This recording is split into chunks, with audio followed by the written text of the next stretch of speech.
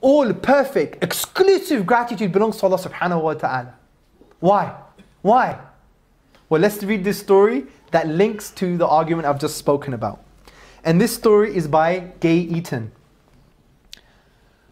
One day, I set out to tend my fields, accompanied by my little dog, sworn enemy of the monkeys which ravaged the plantations.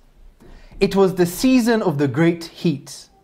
My dog and I were so hot that we could scarcely breathe. I began to think that one or other of us would soon fall in a faint. Then, thank God, I saw a tiaki tree, the branches of which presented a vault of refreshing greenery. My dog gave little cries of joy and turned towards this blessed shade.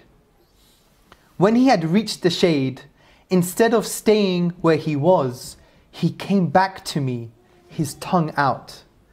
Seeing how his flanks were palpitating, I realized how completely exhausted he was.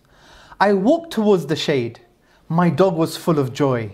Then, for a moment, I pretended to continue on my way.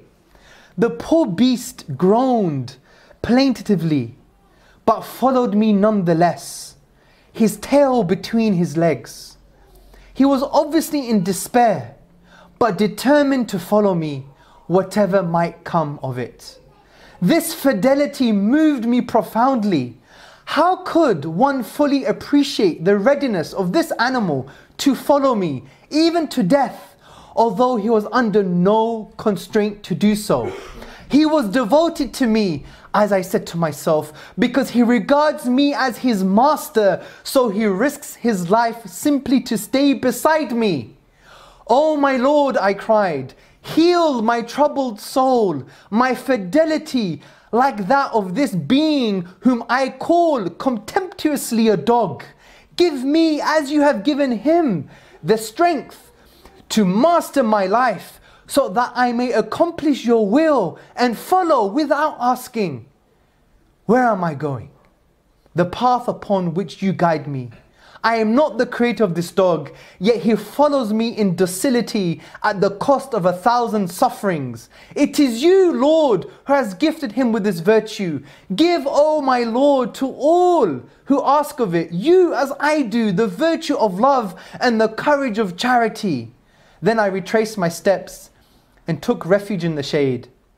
Full of joy, my little companion lay down facing me so that his eyes were turned to mine, as though he wished to speak seriously to me.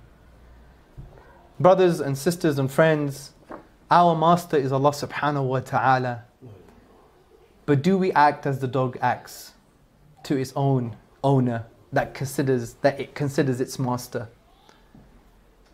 The dog and the owner and everything else is dependent solely on Allah subhanahu wa ta'ala. And therefore our whole being should be attached to Allah and be grateful to Him. And this gratitude is not Him giving you a house. And this gratitude is not Him giving you a car or more children. These are bonuses. We have become so ungrateful that we think only to be grateful if I pass my exams. I'm only grateful if He gives me food. I'm only grateful if He gives me a little bit more money. I'm only grateful if He gives me a house and a wife and a child. This is a bonus. This is a bonus. Wallahi, brothers and sisters, this is a bonus. Reflect on the book of Allah subhanahu wa ta'ala. When Allah says you cannot enumerate, you cannot count the blessings of Allah. You cannot count them. And I wanted to find an example for people who are sad, suffering, or even happy. For everybody. And what is this blessing? It's life itself. It's so priceless and precious. We don't own it. We don't earn it. We don't deserve it. But we receive every moment of our existence for free. And it's priceless. We receive this gift of life. That even if you were a multi-billionaire and you had 10 minutes left to live, and if I said to you, give me all of your wealth for 10 more years, you will give me all of your wealth. Ask any millionaire who's blind. They would say, I'll give you all my wealth just to see my mother. We're ungrateful people. We are become ungrateful. And the basis of our life from a physical point of view is the heartbeat. This heartbeat, brothers and sisters, is the asbab, is the sabab, is the cause that Allah has created in order to keep us alive. Your heartbeat, that you're not even conscious of. Just listen to your heartbeat. Tell it to stop, it won't stop. Tell it to go faster, it won't go faster. It's independent of your conscious control. If this heartbeat were to stop, you won't have life anymore. It's finished.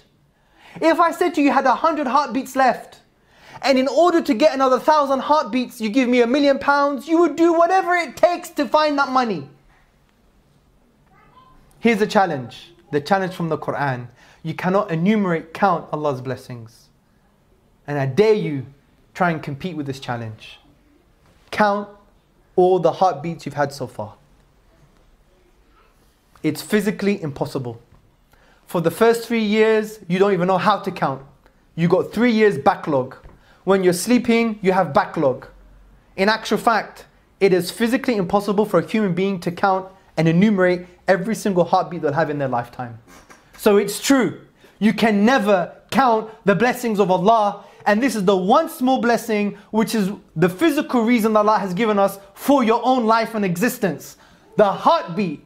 Imagine anything else. And that's why I say to my family, anything above a heartbeat is a bonus. Uqsum billah, by Allah, if you had this mindset, you would never be sad. The believer would never be sad if they had this mindset. They would always wake up and be grateful for life. Because it's not theirs, it's a gift. They would always be grateful for this heartbeat that they can't even count.